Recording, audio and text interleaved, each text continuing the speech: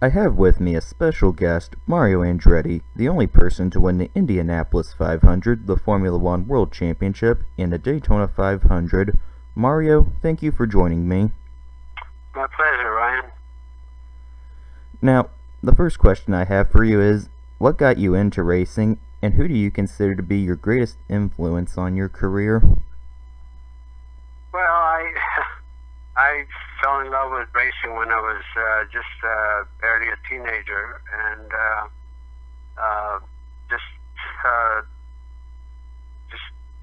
it fascinated me at a young age with my twin brother Aldo, and actually my biggest influence at that point was Alberto Ascari, who was a current world champion. I was still in Italy at the time. I was there the first 15 years of my life, and anyway, all my love affair with the sport started while I was still in Italy. All right. Yeah, I'll admit what got me into racing was like my father and really his father before him. They were into it, and I was taken to the 2004 Indianapolis 500, and from then on I've been there, every year since. And like, yeah. My father did not appreciate the sport, obviously, so I didn't have any help on that side. Now, in your opinion, what is the most positive and most negative change you have seen to racing since you became involved in it? Well, I think the most positive in my way of thinking is the safety aspect of it, because I think if the sport would have not progressed in that area, I don't think it would have survived in the times where it became more and more commercial. And of course, you have what you would expect, the technical aspects, continue to revolutionize every area, the aerodynamic, the mechanical dynamics of the car, and all of that. I mean, tire developments and all the things which is expected, but the safety side is be the most important part. That was totally necessary for the mere survival of the sport, in the times that we have now, in more commercial times. So I don't see a negative side of it. I really don't.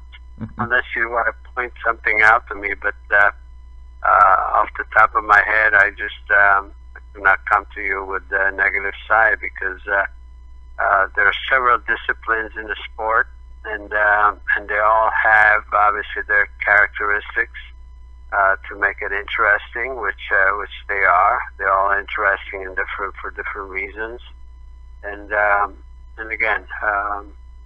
I really don't know if there is a negative side of it, but honestly. All right.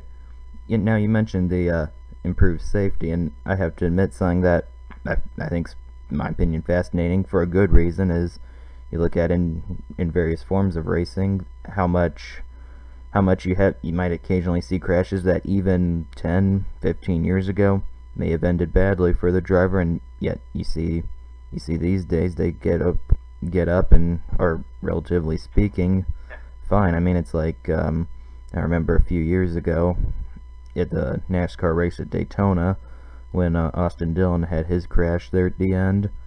I mean, how the car just literally was torn apart in the fence, and yet he came out just fine. Yeah. I mean, it's again, I think that's a big plus.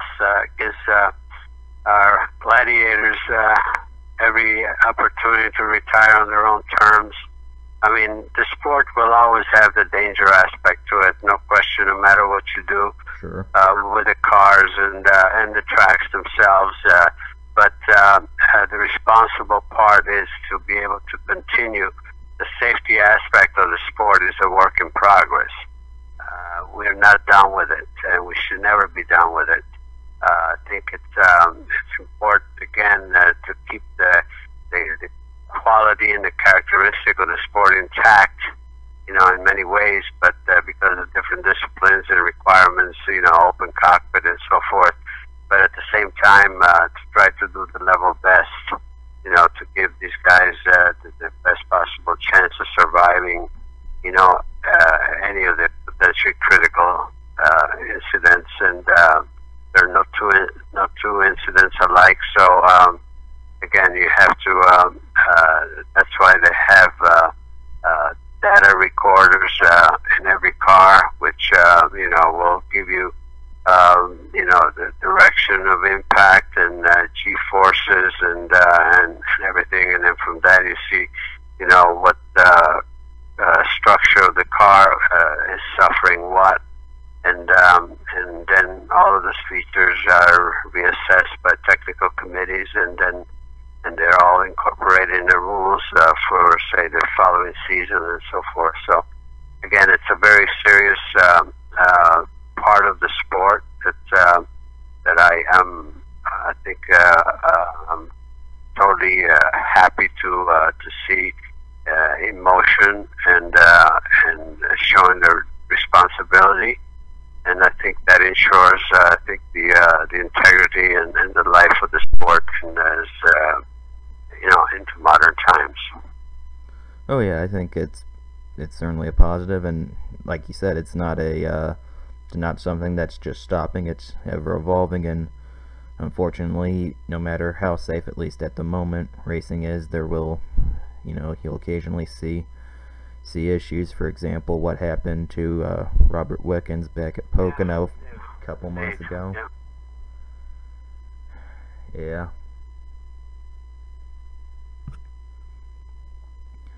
Now, of the drivers who are currently active in any series, who are some that you think could be considered potentially to be the greatest of all time? That's probably one of the toughest questions. And it's, you know, you hear this all the time, the so-called experts, you know, calling this individual the GOAT, that individual the GOAT, and then so on and so forth. And I think there are different elements that have to be taken in consideration. The quality of competition and what equipment is at your disposal. So I think it will always be impossible to come to that conclusion, quite honestly. I, for one, never delved into the subject. When I'm asked that question to evaluate certain talents and so forth, I just will not express an opinion in that area, because it's so subjective, and I don't think any one of us that tried to do that would have to ever be just totally informed of the final outcome. So I'll stay clear of that question. All right, fair enough. Back in the 1960s and 1970s, it was common for drivers, such as yourself, to compete in a variety of racing disciplines. Do you think this is starting to make somewhat of a return, as NASCAR drivers are more commonly competing in dirt track races, or IndyCar drivers in IMSA races? Well, yeah, I think it's a matter of desire from the standpoint of any particular individual to expand, you know, their horizon to become more versatile. You can see that you know, some individuals, such as the latest perhaps that getting the most ink on this is Fernando Alonso, who all of a sudden wants to spread his wings and make his mark in some other disciplines, such as, of course, the sports prototypes, you know, by winning Le Mans and things like that, and also you know, he's talking about venturing to IndyCars, which sooner or later I feel is going to happen, and that's good for the sport. I was one that obviously benefited greatly in my career from being curious and going to so-called outside of where my specialty was, and my specialty being open wheel single seaters, but you know, sports prototypes always attracted me, and you know, whether it was Can-Am or long distance, and then of course the stock car world. I had some opportunities there, which turned out to be very well for me. Even, you know, I never had an intention of making a career outside of where my specialty is, but taking advantage of the opportunities I had with good teams, so I was able to bring on the result. And that's obviously the ultimate objective. And I can say that I won in every category that I raced in, and there's no bigger satisfaction in that. I mean, okay, I've been just lately, you know, here. Okay, you didn't win in rally. Yeah, it's true. I did not compete specifically in that category. However, I won the Pikes Peak Hill Climb, which is now a rally event. And when I raced, it was you know, gravel road all the way up to the top. Now it's even paved. So, you know, usually rallies run on dirt road or gravel roads everywhere in the world where they run. So the bottom line is, I can claim that I've won even in rally, you know, technically. Yeah, technically. So again, it's all about not just competing, but being able to win in somebody else's, I don't know, sandbox, if you will, at their own rules. So, and I think when you see drivers, you know, expand to that, like you said, some of the stock car boys, like Kyle Larson, for instance, you know, he's still, you know, very much involved in the sprint cars, and he still does his dirt racing, and I think that's great for the sport in many ways. It attracts more attention. The fans love it. When you saw, even after he basically retired, with Jeff Gordon went and drove at Daytona, and with the Taylor team there, they even won the race. You know, how good is that? You know, so I would always encourage that, but it's an individual thing. You know, it's just whatever the individual looks forward to, what's important to the individual, and so forth. It's a lot of them hide behind, oh well, you know, I have contracts, you're not allowed. Well, every contract I had did not allow me to do it, but I did it. You know, I controlled my own interests. I mean, my own, and so again, it's just how much do you want it, how important is it to you, and but overall, I think it's great for the sport. You know, when Fernando Alonso, you know, just recently came to Indianapolis a couple of years ago, obviously, you know, he had to forego Monaco, which is a marquee event for Formula One as well. But you know, I think situations, circumstances, I should say, sort of allowed him to do that. And I think IndyCar gained a great deal, you know, from the point of interest, and Formula One in so many ways, because they have one of their own coming over and doing well. So everybody, I think everybody gains, and so I would definitely encourage that anytime, but it's got to be a personal preference. All right. Now, something you mentioned was the satisfaction of winning in just about any discipline you compete in, and one of the drivers you specifically mentioned was Fernando Alonso. I wonder if that desire to, you know, win a race in IndyCar will bring him over to IndyCar, even if it's not full-time, but part-time. Probably not next year, but who knows, in the future sometime. And not to mention the fact that a win at the 500 would complete the Triple Crown for him. Well, again, I think it's not 100%, that he will be coming or not coming. It's up to him. I think the doors are still open for him to potentially even compete at Indy. We'll just have to wait and see.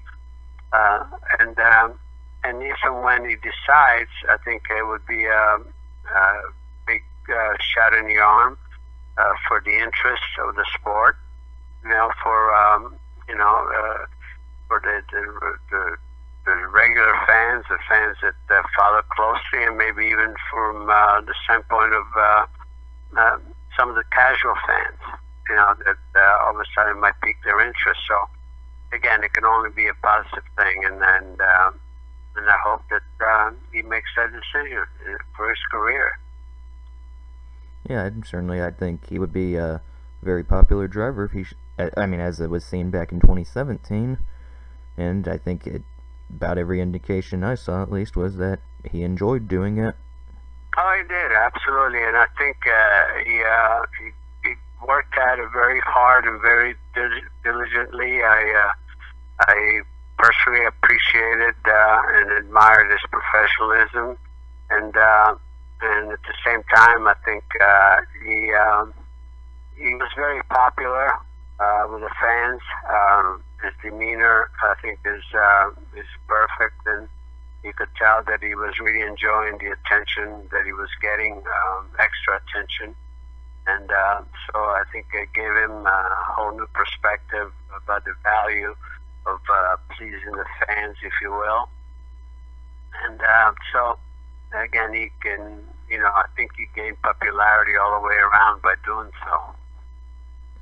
Yeah, I will admit, when it was first announced that he would do Indianapolis, I did wonder how much he would be into, interacting with fans, which is certainly a lot more common in IndyCar, even just American racing in general, than what you might see, for example, over at a Formula One race. And certainly, I think as we've said, he was very interactive, and he really liked it. Yeah, he was. He loved what he got in return, because the fans were really very very emotional, and they were demonstrating how much they appreciated his efforts, and that was all very healthy stuff. Yeah, sure, it certainly was.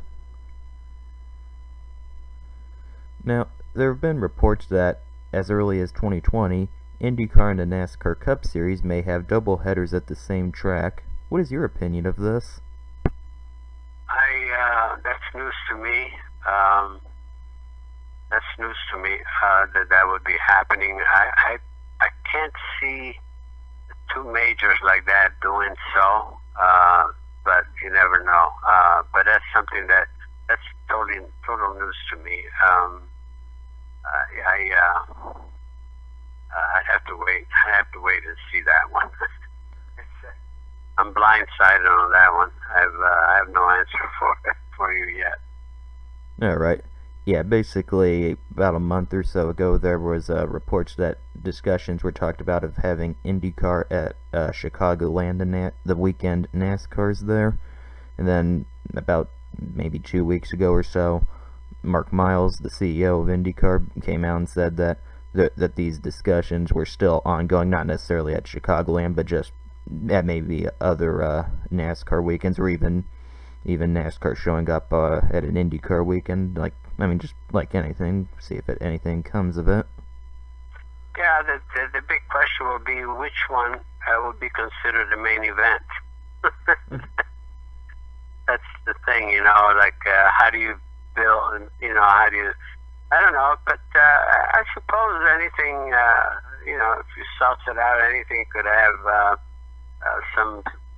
some value to it, and it depends how it's orchestrated.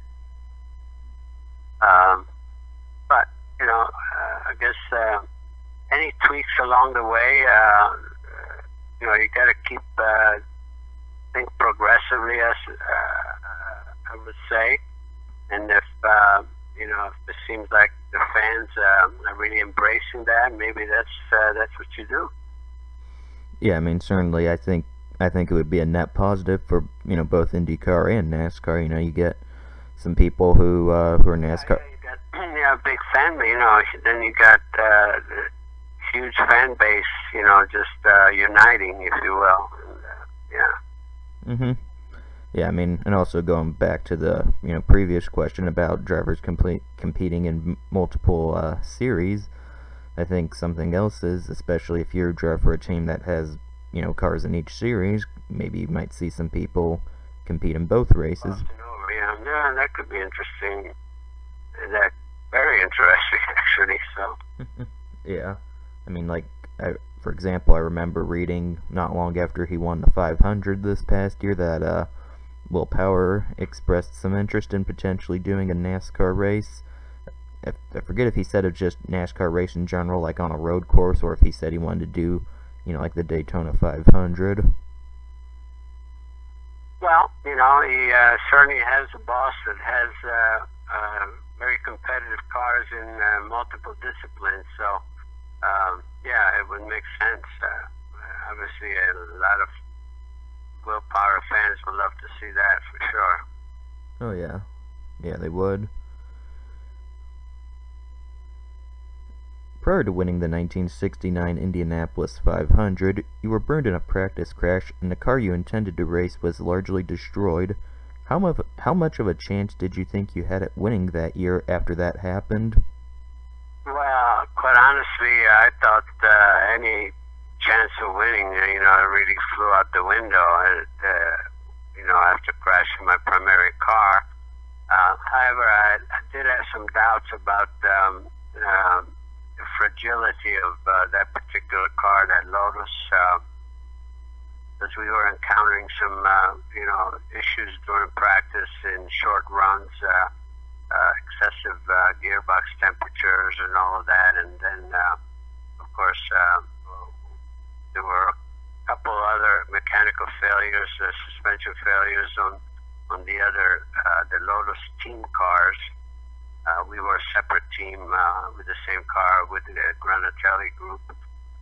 But again, and then finally, just 2 days before final qualification day, the right rear up snapped and I had a huge accident. Of course, it destroyed the car, and so that became a blessing to some degree because that would have happened in a race for sure. But at the same time, for me, looking at the chances, as you said, all of a sudden, oh gosh, I mean, the car that we had to put into action was not intended to be raced there. It was just a last minute potential spare, which turned out to be what we actually had to activate. And but looking back, I mean, that car, there was a good piece of equipment because the race just before Indianapolis, which was in Hanford, California, on a 1.5 mile track, I had won that one with that car. So it turned out to be just for that particular race what I needed ultimately. We had some gremlins during the race, a lot of overheating, a lot of things. The systems obviously were not up to par for 500 miles, but it all lasted and brought me the victory. It was very welcome because after that point I felt competitive, felt that especially 66, 67, probably I had the car to win. Both those years clearly, and I had failures early. In '68, I went out the first lap. Also, so I figured, what do I have to do to even finish this race after my, my rookie year in '65, where I finished third. And so the next race that I finished from 1965 was 1969, and I won it. So. That was, again, very welcome because I had experienced a lot of, disappointments up to that point. But as you said, did I feel bold about about my chances. Not so much at all. But I did put that car, with only 2 days of practice, I put her in the middle of the front row. So that was a positive message, that turned out to be, actually the winning ticket. See? So you got to stay positive. You never know, but you just keep on working, and you got to work with whatever you got at your disposal, and never just lose, lose hope. You just got to stay positive.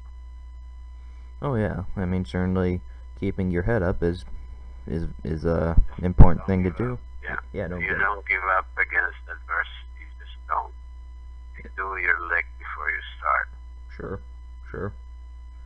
And of course, I think also something that some people who are going to be listening to this may not realize that that the car you were intended to race and the one you ultimately did, they were completely different cars. They were not identical. Totally different. Yeah, my original car was a four-wheel drive, different aerodynamics. It was totally different car, totally different animal. But again, you just have to adapt, and you have to just do the best that you could possibly do with what you have.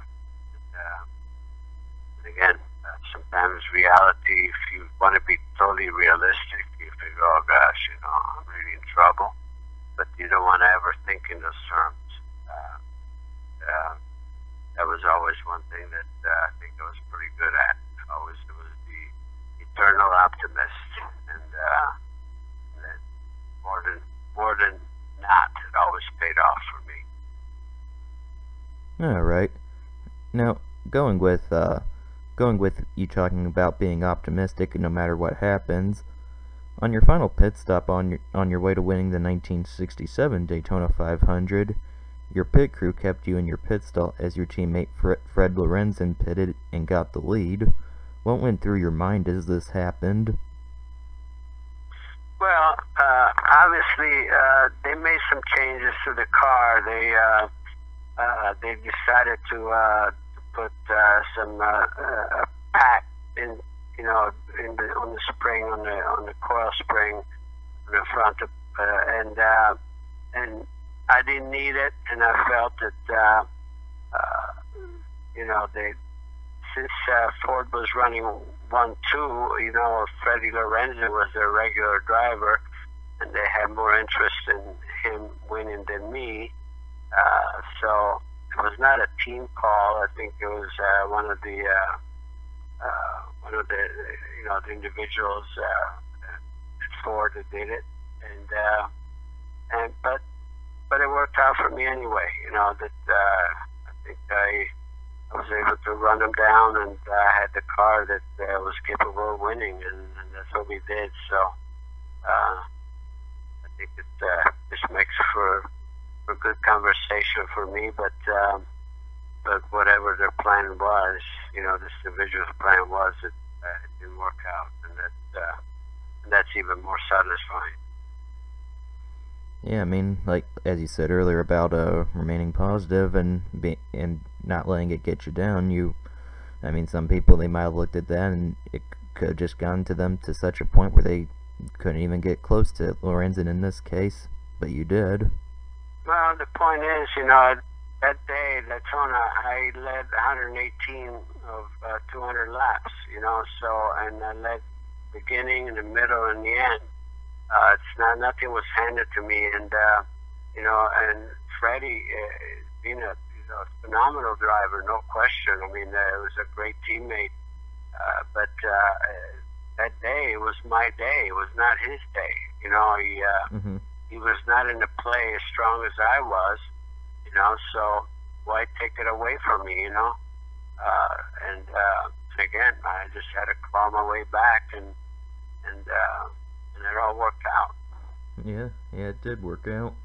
So far, you're the most recent Formula One world champion to represent the United States. Do you think we will see any more Americans competing full-time in Formula One in the coming years? Well, that's a very good question. I would definitely love to see that. I think it would be added interest into into that series in Formula One to have an American. We have basically an American team there with Gene Haas venturing there, and I think the fact that we have world-class facility, racetrack in Austin, is also something that we know that Formula One is solid. It's going to be a solid event for years to come in these United States. And you imagine the added interest if we had one of our own competing, not just competing, but with a top team. That's the thing. That's right. There's a lot of disparity in Formula One, which is nothing new, by the way. Formula One has always been that. I mean, the most you've ever had at any time, any year, any season, Formula One is maybe 3 teams capable of winning, and you had the objective of any driver that's got the ultimate ambition is to be driving for one of those 3 teams, and otherwise you have no chance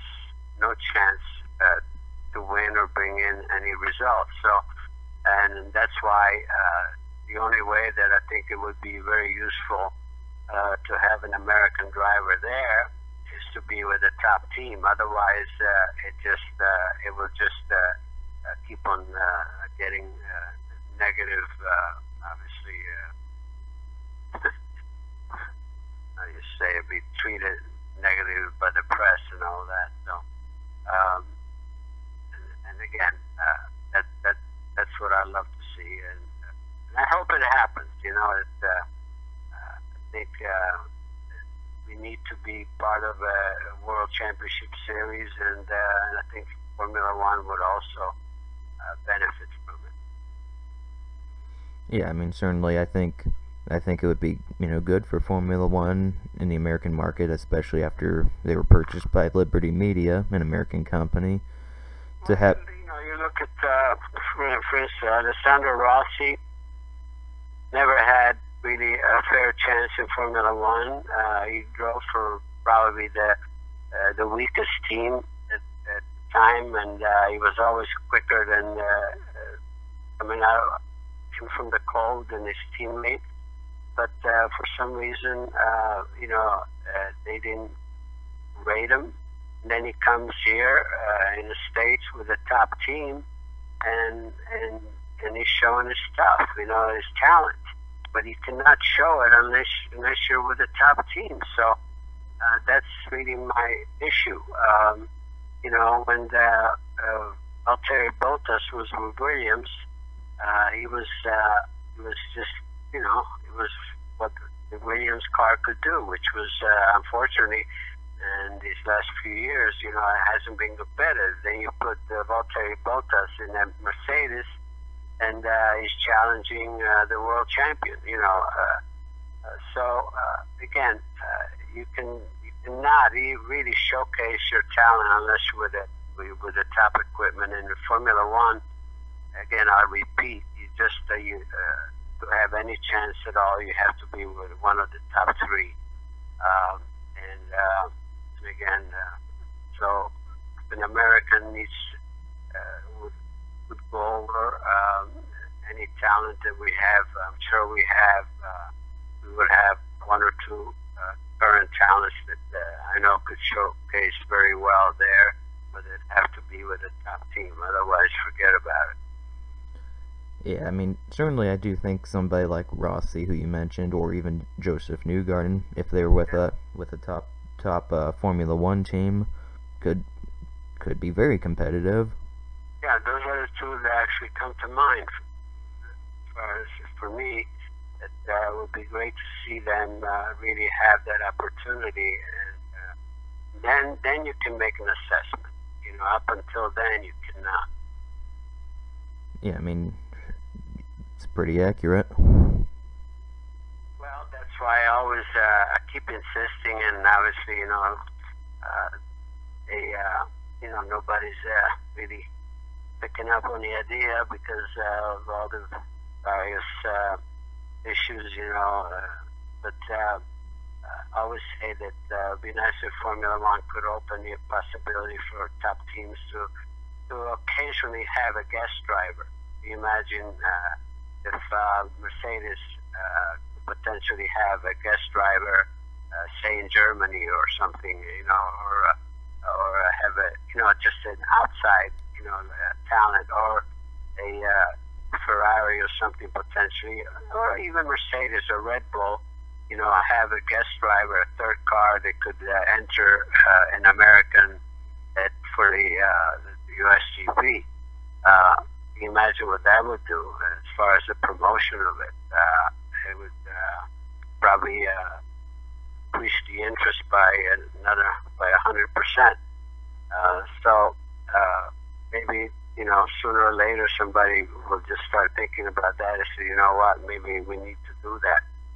That's what got me going. And people say, oh well, that's ancient time. Well, that's not ancient times. I mean, it's just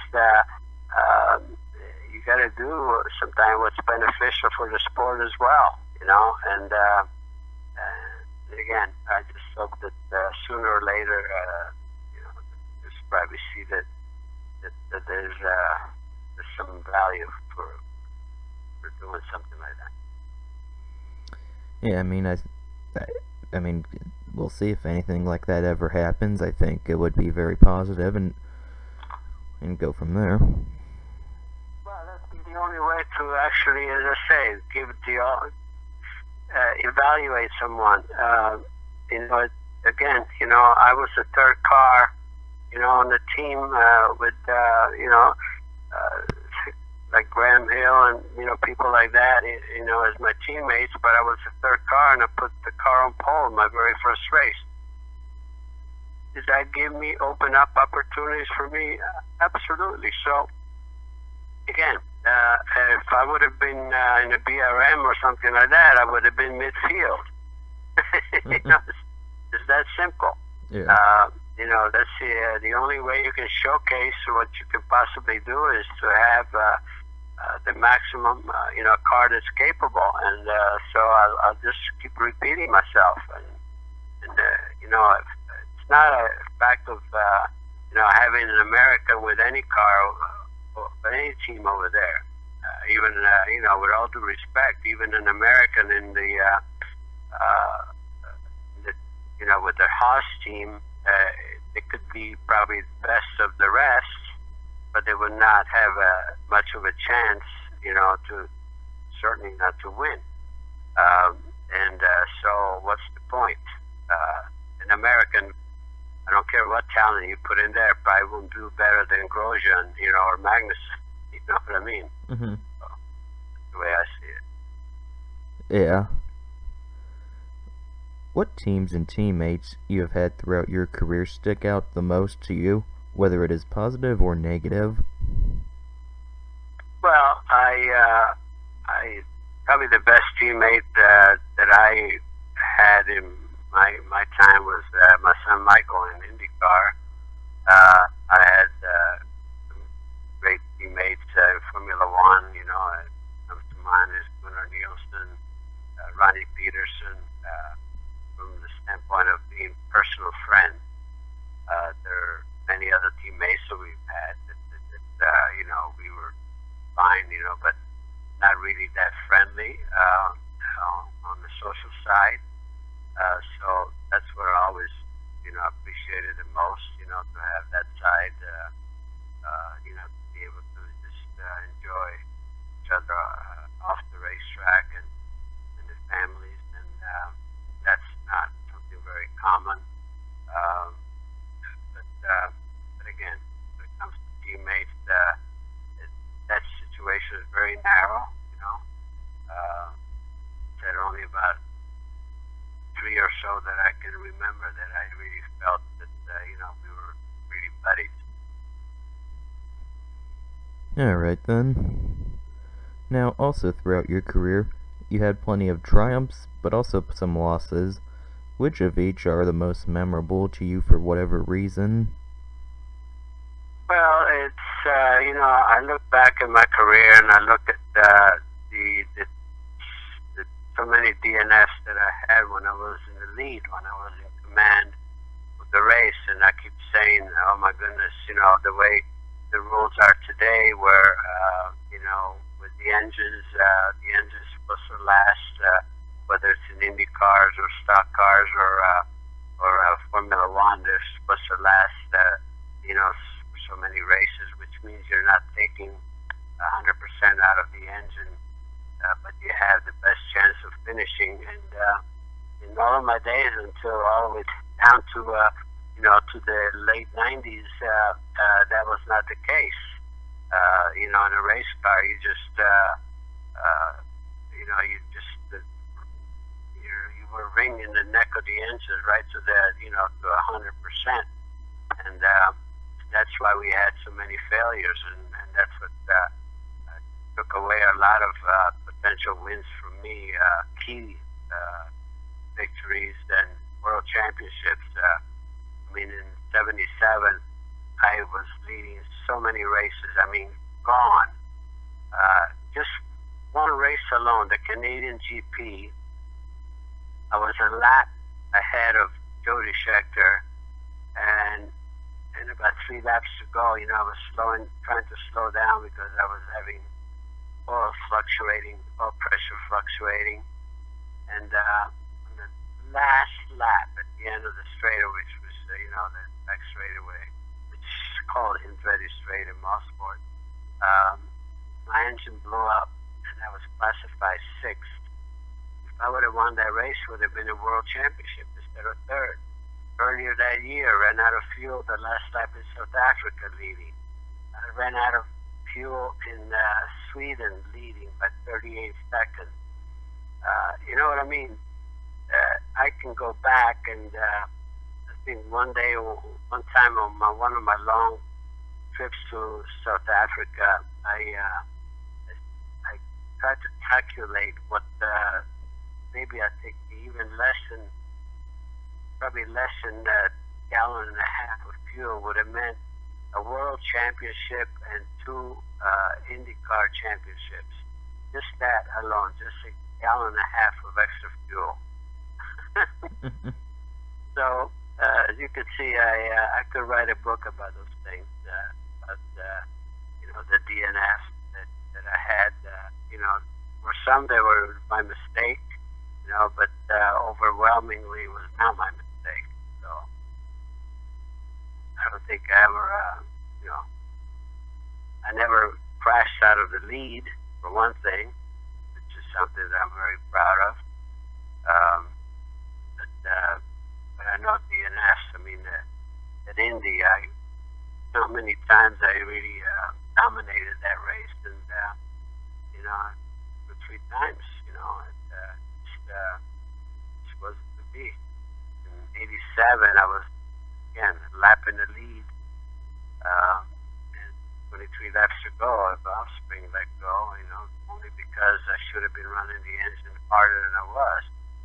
So, most of the time I get blamed for running the engines too hard. This time, I should have been running like the way it was determined later on, that if I would have been running the engine 600 RPM harder, I would have been out of the bad harmonics range, and I could have finished that race. But I thought I was being easy on the car by just going to the top gear, and here it was. This what took me out of winning another Indy. So again,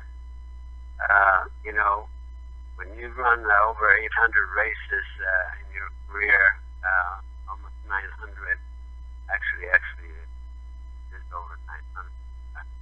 That tally comes in. You have a lot of stories to tell. There certainly are. Now, what's your opinion of the future of IndyCar, especially with regards to the new television contract with NBC, new teams joining within the last year, and also the return of various tracks, or even additional tracks who, prior to, for example, Circuit of the Americas, who have never been part of the series? I think the future of IndyCar, in my opinion, at this point, is the brightest that it's been in probably a decade and a half. I think it's definitely on the upswing. Interest all around, the strength of the teams, the quality, the talent, the driver pool talent that IndyCar is enjoying. I don't think it's fully appreciated yet. It's tremendous, probably best ever. And so, again, I think IndyCar is looking, forward to quite a bright future, in my opinion. And I personally have been always critic, at times when the standpoint of management or one thing or another didn't seem that positive. But now I feel very bullish about what's happening to IndyCar for a lot of the, the fact of the new venues they're going to. I mean, there's some renewed international interest happening right now. So a lot of good things. And the best part about it is to ensure what's happening is the fact that they have a product. The product is good. And races, for the most part, I mean, you got to say they're unpredictable, interesting. You got depth of teams that just not too many years ago had no chance of winning. They're up there, and that means that there's good strength across the board. So yeah, I feel really, really good about prospects, future prospects of IndyCar. Yeah, I mean, I certainly think that there's plenty of positives to IndyCar, especially with their car count, their basically the competitive nature of their races. And no, I mean, car count is going up and all of that. Yeah.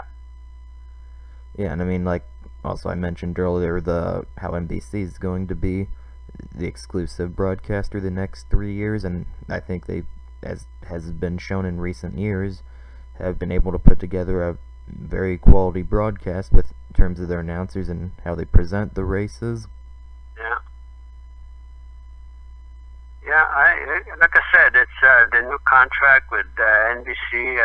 I know that NBC, they're doing their level best. They have a great team already in place that everyone likes. Everyone loves, actually. And broadcasters, the continuity of having the entire season, which includes Indianapolis. I don't think it was very fair to anyone, to have that split like they did, with ABC having Indy and just a couple other races. And so I think what is in store for the future in that respect is very, very positive as well. So the moment I keep my fingers crossed that I think all these elements are just going to really work very well for IndyCar as time goes on. I couldn't agree more. Mario, I just want to say thank you for joining me and taking time out of your day to do this. I really appreciate it. It's my pleasure. We can talk racing forever. Okay, Ryan. All the very best to you. Thank you, you too. Bye-bye. Bye.